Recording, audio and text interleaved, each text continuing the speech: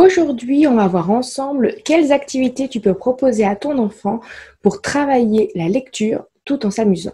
Je m'appelle Laetitia, je suis maman de 2 enfants et j'aide les enfants à libérer leur potentiel en proposant du matériel éducatif et des jouets. Pour ne pas rater mes prochaines vidéos, tu peux t'inscrire à ma chaîne YouTube. Ça y est, ton enfant connaît les sons des lettres, mais maintenant, qu'est-ce que tu fais pour inciter ton enfant à lire encore et à s'entraîner?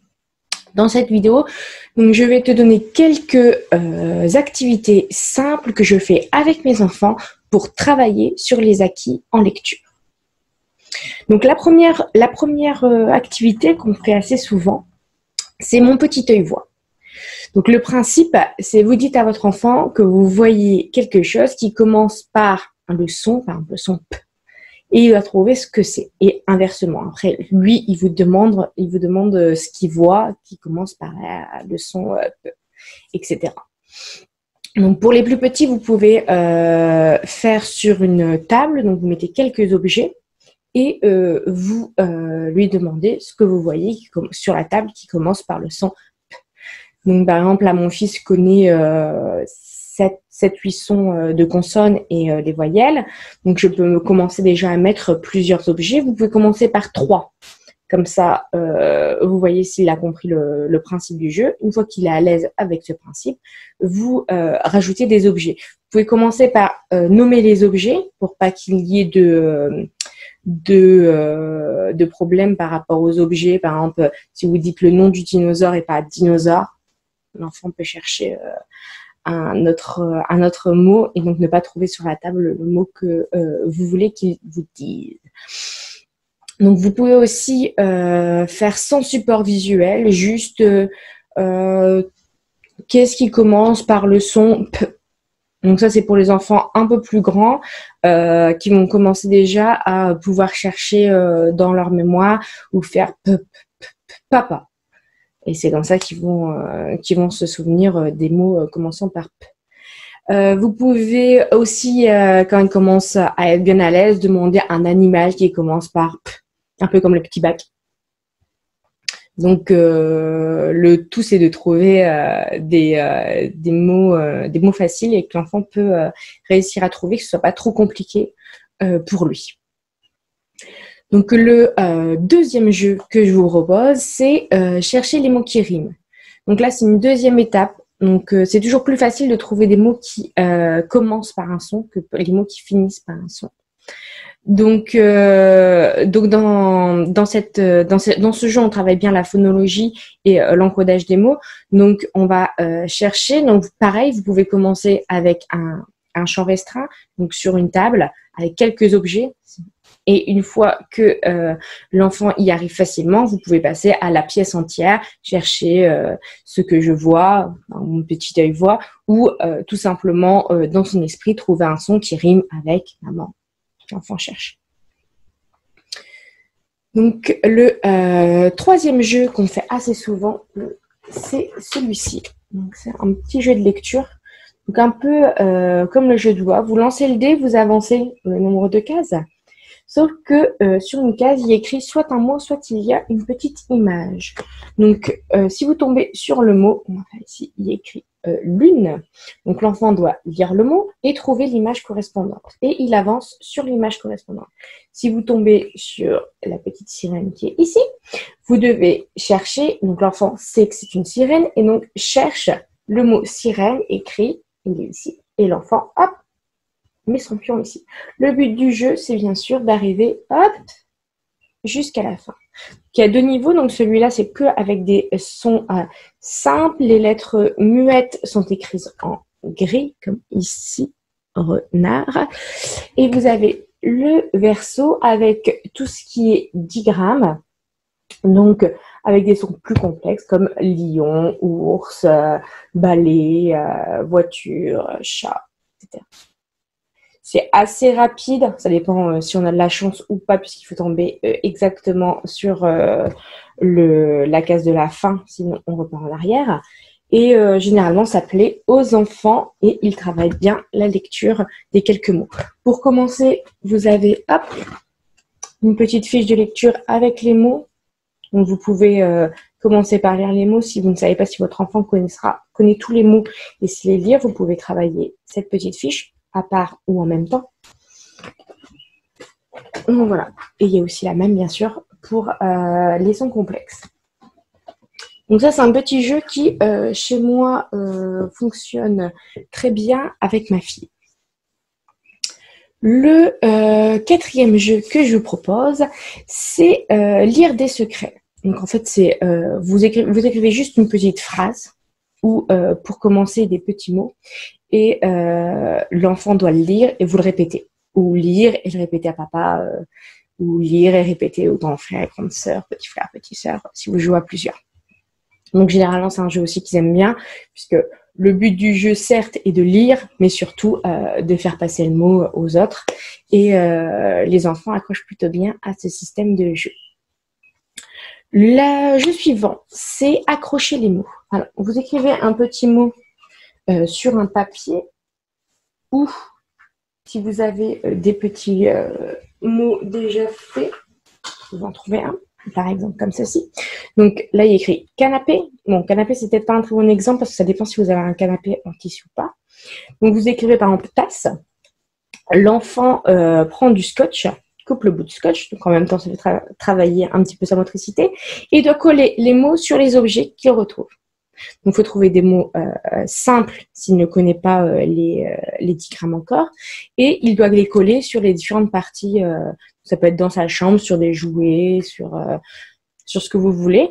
Le but du jeu, c'est qu'il découvre les mots et qu'il y arrive à le faire. Si vous avez plusieurs enfants du même âge, vous pouvez faire un petit concours. Le premier qui arrive à mettre son tas de mots, à trouver son tas de mots, à lire et trouver son tas de mots si vous avez des enfants qui sont à peu près le même niveau de lecture ou si vous gardez plusieurs enfants. Le jeu suivant, c'est celui-ci. C'est la dictée muette. Donc nous, on utilise ce petit alphabet. Donc c'est tout simplement des lettres cursives mobiles, donc, comme ceci. Donc vous pouvez aussi utiliser les lettres aimantées ou écrire les lettres sur des papiers et l'enfant peut le bouger. Le principe, c'est simplement d'éviter d'avoir une difficulté en plus qui est celle de l'écriture. Et se concentrer seulement sur l'encodage des sons. Donc au début, vous commencez par demander à écrire des sons simples, écrire ma, l'enfant va chercher le M et le A. Après, vous pouvez demander à l'enfant d'écrire des sons un peu plus complexes, comme balle, canapé. Vous pouvez ensuite, après, le faire travailler des petites phrases. Des phrases courtes ou des petits groupes de mots. Je sais pas moi, le sac de papy. Écrire le sac de papy. Ça va demander beaucoup de concentration à l'enfant pour écrire ce petit groupe de mots. Vous pouvez après aussi, ça marche aussi avec les digrammes. Donc en ce moment, ma fille, on travaille les digrammes et on les travaille avec cet alphabet. Bien sûr, il s'agit de travailler les sons et pas l'orthographe. Donc les lettres muettes, tout ça, l'enfant ne peut pas savoir qu'il y a certains sons différents. Donc, pour le moment, le but de ce jeu, c'est vraiment de travailler l'encodage, que l'enfant mette dans sa tête les sons et les retranscrive avec l'alphabet mobile. Le jeu suivant est un jeu tout simple que j'ai fait quand ma fille m'a demandé un matin « Maman, je veux lire des mots ». Donc, elle ne connaissait que les sons simples. J'ai pris une feuille, j'ai écrit des petits mots et je les ai mis dans une petite boîte. Donc, en fait, elle pioche les mots et laisser de les lire. Moi, je les ai fait un peu petits parce que ce jour-là, j'avais une petite feuille. Mais le mieux, c'est d'écrire quand même plus grand, comme ici. C'est plus facile, surtout quand c'est au début. Donc, d'écrire, l'enfant pioche et doit lire le mot.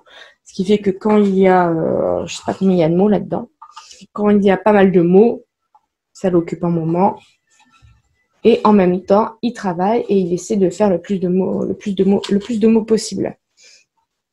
Même maintenant que ma fille sait assez bien lire les mots simples, puisqu'elle est passée au digramme, elle continue d'utiliser cette petite boîte, ça l'amuse. Donc je lui laisse apporter. Peut-être que je fasse une boîte avec des premiers mots plus simples pour mon fils qui commence à lire. Le jeu suivant. Le jeu suivant consiste à lire une petite étiquette avec le mot et retrouver l'image correspondante. C'est toujours le même principe, donc vous pouvez commencer avec peu d'étiquettes, puis beaucoup d'étiquettes quand l'enfant commence à bien savoir lire ou connaît déjà une partie des mots, qui va vite reconnaître les mots. Vous pouvez complexifier la chose avec plus d'étiquettes. Donc, le principe est simple, on a les étiquettes posées par terre, vous lisez le mot et il doit remettre le bon mot sur l'étiquette et comme ça sur toutes les étiquettes. Donc c'est un jeu de concentration, en même temps c'est visuel, en même temps il manipule et souvent les enfants sont assez attentifs à ce jeu qui peut bien les occuper et ils sont assez satisfaits du résultat puisqu'on voit à la fin, une fois qu'on a posé tous les mots sur les images, qu'on a fini l'activité et il n'y a plus qu'à vérifier. Vous pouvez avoir des étiquettes où il est écrit le mot derrière, donc c'est pas le cas de celle-ci. Le mot derrière, comme ça l'enfant peut vérifier si c'est pas trompé. Une des activités aussi que les enfants font, forcément, enfin ma fille, mon fils n'a pas encore commencé, c'est lire des livres adaptés. Donc ça, c'est les collections qui marchent très bien chez nous, c'est mes premières lectures Montessori. Donc, vous avez plusieurs niveaux avec les étoiles selon ce que les enfants savent lire. Donc le premier niveau correspond au son simple. Le deuxième niveau correspond au son où il y a deux consonnes, donc comme bre, ple, bleu, qui peut être plus compliqué à comprendre pour l'enfant. Le troisième niveau, c'est celui-ci, c'est avec les digrammes. Donc vous avez un livre, donc par exemple celui-ci travaille le digramme wa, et vous avez chaque digramme écrit en vert. On voit pas très bien la couleur, mais bon, chaque digramme est écrit en vert, les lettres muettes sont écrites en crise. Comme ça, l'enfant peut commencer à lire seul. Il faut une dizaine de pages de lecture. Les histoires sont plutôt sympas, assez simples à comprendre, puisqu'il y a deux étapes à faire, décrypter et après comprendre le texte. Vous avez aussi comme petite histoire, donc ma fille a commencé pas par cela, en fait ma fille a commencé par les Balthazar. Donc j'ai pas encore reçu, j'ai commandé le premier lot pour mon fils qui commence la lecture. Ma fille les a empruntés à l'école, donc je les ai pas achetés. Donc voilà, donc les Balthazar sont plus simples, les phrases sont plus courtes. Vous avez une phrase, vous ouvrez le livre, vous avez 3 mots, l'image. 3 mots, l'image. Donc c'est plus simple et pour les premières lectures, c'est beaucoup plus simple que ceci. Ce qui est bien aussi à la fin de ces livres, c'est que vous avez les petites étiquettes justement dont je vous parlais avec les mots à associer aux étiquettes. Ça vous fait une deuxième activité que vous pouvez faire avec ces livres. Voilà. La dernière activité que mes enfants font, c'est celle-ci. Donc, bien sûr, j'ai tout mélangé. Donc, c'est lire des phrases. Donc, vous avez la phrase simple. Ici, Luc dort sur le canapé. Donc, c'est une phrase avec uniquement des sons simples. Le T est grisé. Donc, vous pouvez, dans un premier temps, lui faire lire la phrase. Dans un deuxième temps, retrouver les mots et mettre ou au-dessus ou en dessous la phrase. Hop, et remettre dans le bon ordre les mots. Comme ça, il est obligé de lire les étiquettes et remettre les mots. S'il a une bonne mémoire visuelle, il va vite plutôt regarder si c'est les mêmes. Et ça peut être une première approche de la phrase. Après, vous enlevez le modèle, vous lui dites d'écrire Luc dort sur le canapé et il doit retrouver les... Hop, remettre dans l'ordre les mots. C'est un peu le même principe que la dictée muette. Le principe, c'est de lire sans devoir écrire, puisque c'est deux difficultés. Après, il faut travailler à côté l'écriture, et comme ça, il peut commencer donc à écrire des phrases. C'est un peu plus simple que les lettres muettes, vu qu'il me suffit de décoder les mots pour les remettre dans l'ordre. Mais ça peut être une première étape sympathique pour les enfants. Donc, on va commencer à trouver je vais chercher des phrases avec seulement les 7 sons que connaît mon fils pour essayer de lui faire travailler des mots courts. Donc là, c'est une grande phrase quand même, vu que vous avez 5 mots dans la phrase. Mais vous pourriez mettre juste le canapé ou le sac. La balle. Voilà, vous pouvez faire aussi les prénoms. Alice a une balle. Donc, ma fille connaît le prénom Alice puisqu'elle s'appelle Alice. Et vous pouvez mettre une balle ou trouver des mots, toujours des mots simples qu'ils puissent lire en décryptant uniquement les sons. Donc voilà, j'espère que ces petites activités vont vous permettre de travailler les sons avec vos enfants, qu'ils vont apprécier de jouer avec les mots pour leur donner envie de toujours plus s'entraîner dans la lecture. N'oubliez pas de vous inscrire sur ma chaîne pour ne pas rater la prochaine vidéo. À bientôt!